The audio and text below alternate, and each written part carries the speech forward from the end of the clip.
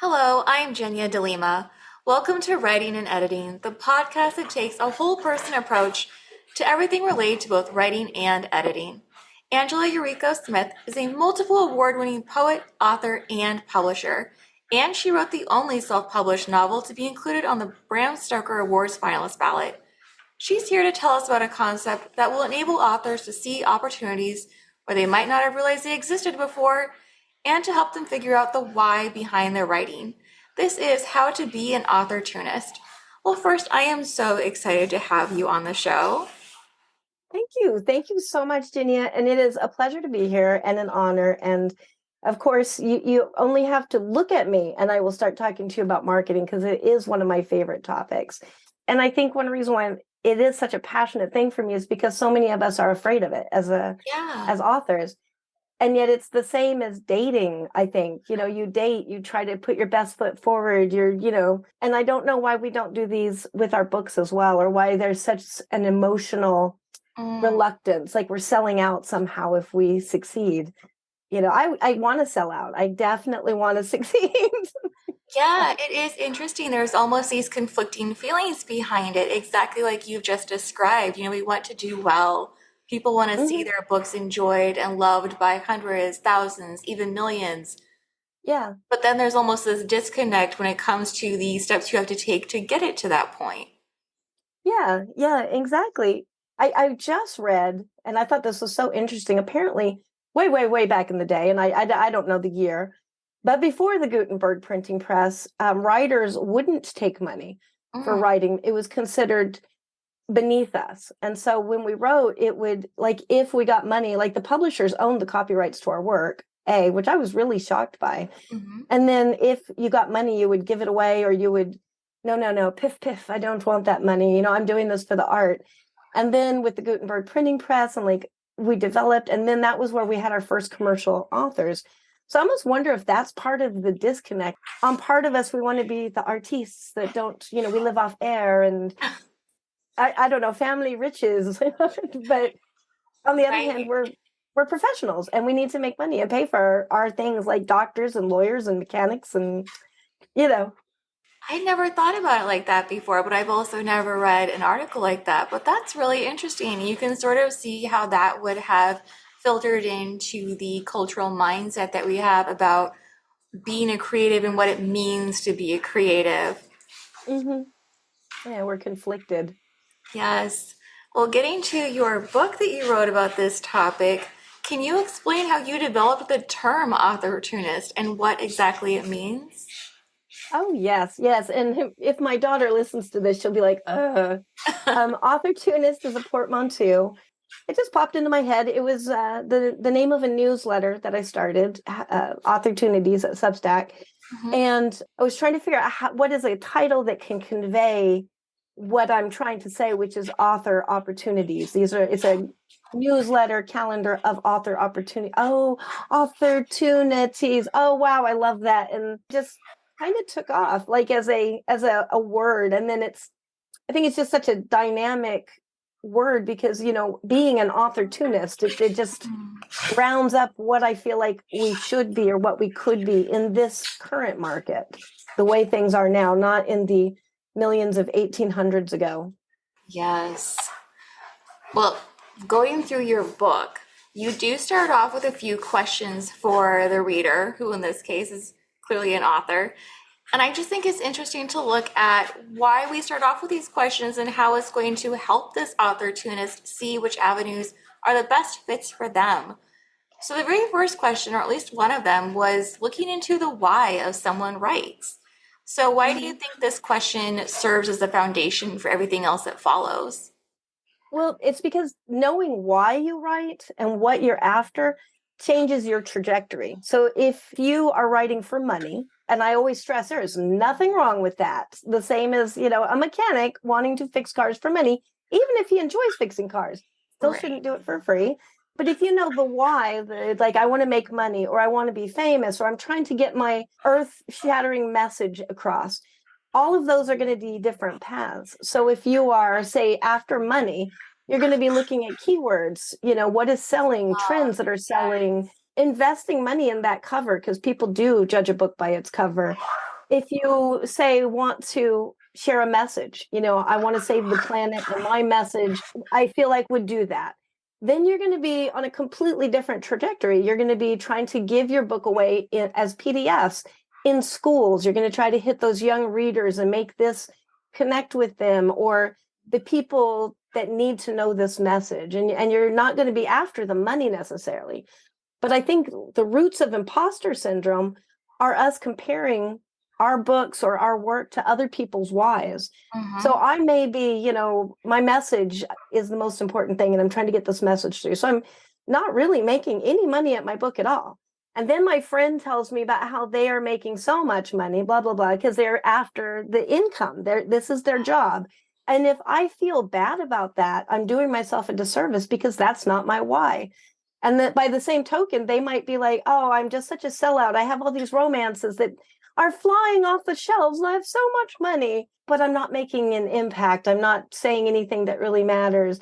Also, they shouldn't feel bad. There's no wrong reason for us to do this. That is such an The important distinction. And I'm Yeah, so glad that you brought that up, especially with imposter syndrome, too.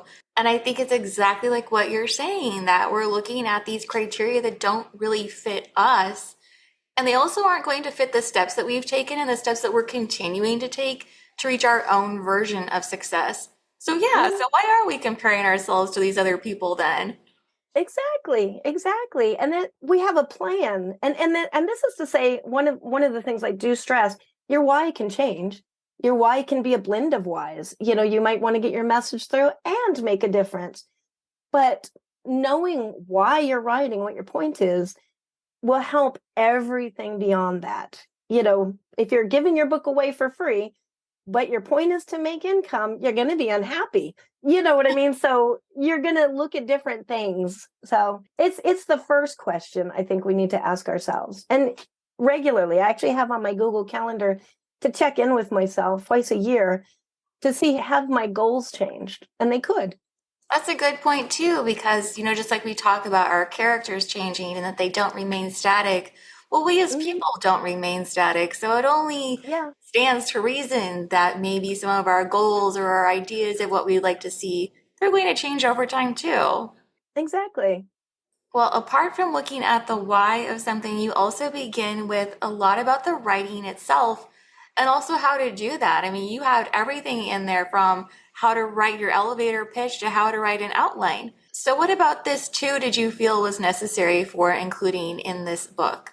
It was the questions because I'm an author coach. I don't know why that word was so stuck in my head to say, but I do a lot of coaching and I do a lot of volunteer coaching for the Ah, Horror Writers Association. And so it was more based on the questions that I get asked regularly. So a little bit of a 101 kind of thing. You know what I mean? We jump into this where we are a lot of times, and there's so much that we can miss. And if we are not lucky enough to get a good mentor, so that's the point of all that is I'm trying to be a good mentor as we lead up into think outside the box with your marketing, mm. covering all the questions that I feel like I get asked all the time. I actually, so I phrased that question, but I had an answer in mind for you because Oh, you do talk later in the book about how you have to have a good product. oh And so, yes. yeah, Yeah. so everything that you talk about ahead of time and to make sure you have an elevator pitch. By the way, here's what it is. Here's how to craft one that's compelling and is going to grab people and how to make your hook. It all goes into making a good product. Yeah, and you are correct. And I applaud the author that said that in this book. And then probably did not Wink. think about that. But yeah, that is besides your why are you writing? The thing that you're writing, our craft, our product is vitally important because you can have a beautiful cover, and if you haven't edited the interior, and it's shockingly, this is common. And I understand that. But when we're professionals, we Mhm. need to try our very best to make that first book brilliant and the best book that it can be. And then let it go out into the universe and start the next one with that same mindset. And I won't go further into that necessarily because then I'm going to get into the whole thing and like, why we get mad when the book doesn't sell, but we didn't edit it. And. I do see that come up a lot, especially in the self-publishing author communities, and it's that feeling Mhm. of frustration and anger, but also we talked a little bit about imposter syndrome earlier and why is this person receiving this, and this, and I'm not? And sometimes it does have to go back to, well, did you follow these initial steps? Did you look at the elevator pitch? Did you know how to craft your blurb? Do you have a visually appealing inside of your book? Not just a strong story, but even that readability of it when we look at font choices and the like. Hmm. Well, one of the lines in your book, and this just reminded me of it, was that mistakes are opportunities. So, why do you think that that's an important message for authors to keep in mind and also to remind themselves of?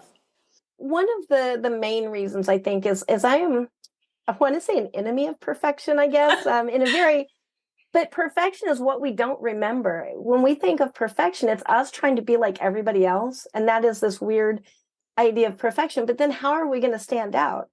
And I'm not talking about obviously doing market research. You don't want to be so standing out that everybody's like, what the heck is this? You know what I mean? And Yes. then that's all part of it, and it's the balance. I just feel like every mistake, like the mistakes that I've made. So an example, I guess I'll say, an example is when I first took over the magazine. I had way too many stories in there. I had over purchased, and to this day I still do this. So I mean, I haven't learned anything, but I had over purchased on stories, and we were trying to fit all of the stories and poetry within 109 pages because that's the publishing sweet spot for that particular publication. Over that, then our wholesale price would go up Yeah. significantly. So we're trying to stay in that 109 pages. And I had one illustration for each story. And the before me, it was one image inset in all the text. And that's the way it was done. And then all the white pages. But because I had overbought and I really needed to try to cram everything in, I started experimenting with, can I put the image behind the text a little bit? Oh. Can I make better use of my room? And it looked fantastic. And so we've always published, since I've taken it over, it's had almost like a watermarked background of the art. Now we use the art is inset, and we also have the watermarked background. So as well as just it looks great, Hmm. it gives a lot more appeal and texture to the work. You can also always tell what story you're reading because you can see the art very faintly behind the text. And we have a gorgeous layout person now. He does such a great job, Anthony R. Rhodes. But he's done like even more with that idea. And then later we saw magazines also start doing that, like that we knew, magazines in our circle. Hmm. So that would have never happened if I had said, oh my gosh, I've made an error. I've bought way too much. So we're going to just hold some of this for the next time. Or I'm sorry, guys. I know I said I'm taking your story, but I just can't right now, or anything like that. So I feel like embrace our mistakes and we learn things from them. And the Yeah. only thing different is the perspective. Oh. And we're creative. We're writers, right? We Yeah, are those creative exactly. people. We write the world. We are making our own paths with our writing. I love that because even if you might not see something come across in your work where a Mhm, mistake has paid off, like in this case, or I'm thinking even, silly putty wasn't made to be silly putty, but mhm, even just that self growth and even maybe realizing I won't be doing this in the future, this didn't yeah. work for me, because that also helps you learn a better way to do something later on. So Mhm, it still leads to progress in some way. yeah. Well, moving on Yeah. to marketing, you have some fascinating and really novel ideas on how to market a book. And just so I don't spoil the material that's in the book for anyone who's interested in reading it, could you share a little bit about that? Absolutely. And I do want to stress before I get into some of these, because some of these are a little bit stranger ideas. It's more about thinking outside the box and looking at every single thing as an opportunity or an opportunity, There um, we go. Yes. rather than having to do exactly as I have done. But one of the things is any place you go, if you touch a person online or anywhere, that's a potential reader for you. And the easiest people to touch, which maybe actually sounds wrong, the easiest people to reach, we'll say, is online. And so if you go into a platform like Second Life, which a lot of us, it's a virtual world, and a lot of people think of it as just a really weird thing. And it is weird. There's so much weirdness in there. But you can also do a lot of things as an author. And there's I can't actually remember the number, but I think it's like 450,000 people in there. Oh, wow. And each of them could be a reader worldwide. I published my first book and I was kind of thinking, there's radio stations in this platform, virtual radio stations, there's virtual news stations. There are 450,000 plus potential readers. And all of them are like right there in my keyboard, in my mouse. That is how close they are to me. So I went in, and the first book I did was called End of May. And so I rebuilt the castle from End of May in the virtual world. Oh, And then I built scenes. Like, so the wine was spilt at one point across the tablecloth. And so I had that scene built in Second Life. And then I did a press release, which is also in How to Be an Authortunist, how to build a press release, because they're very valuable. So I did a press release, but I did it in Second Life. And I messaged all of the news outlets in Second Life and anybody, including the Lindens, who are probably like, who is this person? The Lindens are who own it. And I told them about my book. And it wound up going as a #1 hotspot on like the editor's choice of Second Life destinations. And I wound up doing like little virtual TV shows where my little character, so I didn't even have to do my hair or makeup. My virtual character sat there and talked about my book, just like we're doing right now. At the time, I'd come from newspaper worlds to books, fiction, and I was making $50 a month in royalties solidly from that. Now I'm like, wow, that was great. But at the time, I was like, this is nothing. Like, oh, now I know differently. Now I would be very grateful for that and happy. But then I decided to write a second book, but about the first book, and how I had done that. But yeah, so it did wonderfully. It did wonderfully. And I still go into Second Life sometimes. I don't really do a lot like I did then because it is time consuming.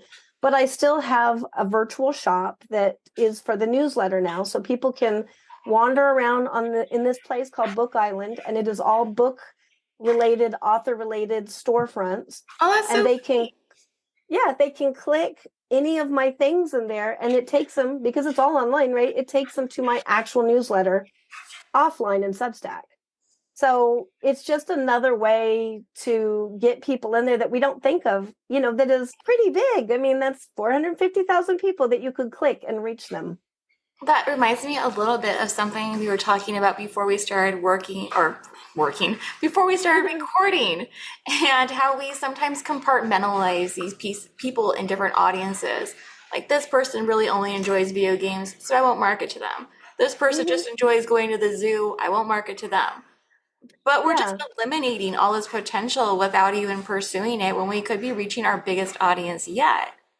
Yeah, exactly. And they're already pre-vetted in a way. So if you, so say like the game, a game player on Twitch, and maybe they play a lot of darker games or vampire games, and you can tell what people are playing. I mean, they usually advertise it. All of their people are not like, we tend to be like, I'm going to sell my book at a convention of writers. Oh, look, everybody has a book. Why are we not? We can only buy so many books, and we're all trying to sell our own books. It's the least successful place, I think, but that's where we usually are trying to sell our books. So even though it's great to get your name out there, but then if you go to, say, a Twitch streamer and they're doing this game, that the people in there probably buy games. They're a fan of this genre. They have credit cards and internet. But by not thinking of them, we are losing a whole potential market that's not flooded. There's probably not any other authors in there. Even if you just come in and chat, not come in and chat about like, hey, I see you like vampire games. I have a vampire novel, because we all know what happens with that as well. Yes, but just exactly. to get in and be a part of the community, and they're often very happy to share your book, or you can ask them, can I sponsor your stream, and send them a book. And they need content, and we are the content providers. So we benefit each other. Yeah, well, especially if you can do this in a way where you're doing something else that you enjoy. It just really feels like such a natural fit when you really start thinking about it. And this is something I've seen a lot with children's books. So, for instance, they might have a book where a barnyard animal is the main character, and they go to like a tractor supply store Hmm. or event or something like that. And so, a lot of these families are wandering around. Maybe the Yeah. kids got carried along with them, whether they wanted to be there or not. They're bored, they're antsy, they don't want to keep looking at all these different pieces of machinery. Oh, look, here's a book about a pig. Yes, I'll buy it for $10 to keep you happy. Yeah. And it's one of those Yeah. things too where it's so easy, like you were saying, we see these expected areas for marketing or these expected places where we would show up, but it's also so limiting. Exactly. And by going into the other places, we're doing a service as well. The Mhm. Tractor Supply wants people to come in, and you'll be advertising that Tractor Supply to people who may not know about it that are your readers. And then they come in and they're like, "Oh, I didn't know there was a Tractor Supply here." So it's a win-win for both sides. Yeah, I agree with you. I mean, I really Yeah. think it's such a win-win, but like we were talking about both on the show and then beforehand, yeah, we just get this idea of like, here's our checklist for here's where I should market my book, but then we don't ever look Mhm. beyond that. And that's exactly what you talk about in your book.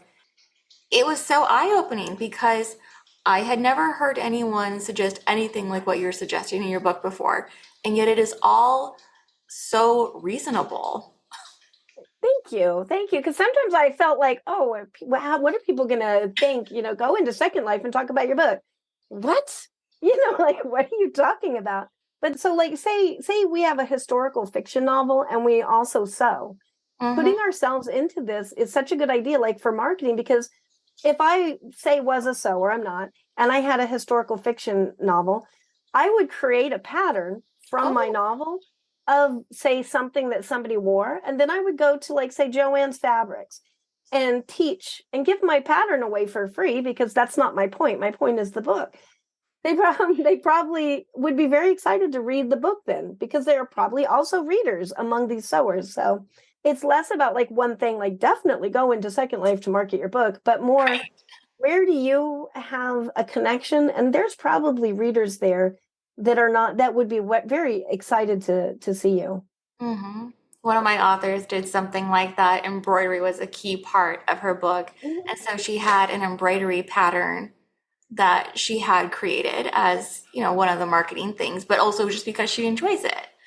And Yeah. speaking of that and the free resources, that was something else you talked about is having that free resource, having that magnet that gets the reader drawn in.